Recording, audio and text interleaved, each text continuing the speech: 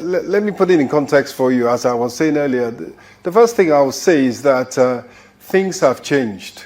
In 18 relatively short months, President Bola Ahmed Tinubu has changed the Nigerian economy, has changed the Nigerian society in such a way that is now faced in the right direction, and one can see a clear path, not to just so many other targets, important targets and indicators, but even to lower inflation through achieving market pricing of petroleum products and achieving market pricing of foreign exchange.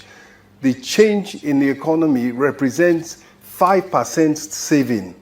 From now, ad infinitum, a 5% of GDP saved from being wasted, being of no value to the economy, and benefiting just a few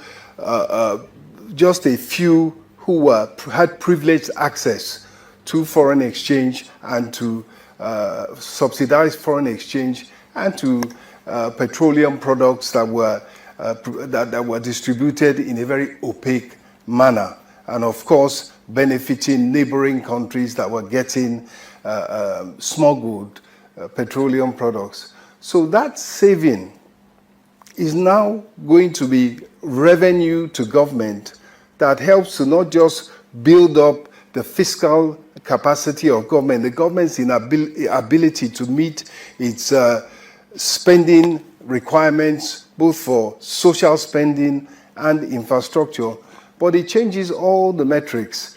But as your revenue increases, your debt service as a percentage of GDP goes down. As your revenue increases, your deficit as a percentage of GDP goes down. So the country is faced in the right direction in terms of all the metrics that you talk about, including inflation. And of course, there's major interventions in agriculture and even in manufacturing to increase supply and bring down prices. But the other way in which the society has changed fundamentally and therefore is no longer on the trajectory which you described is in terms of the incentive framework.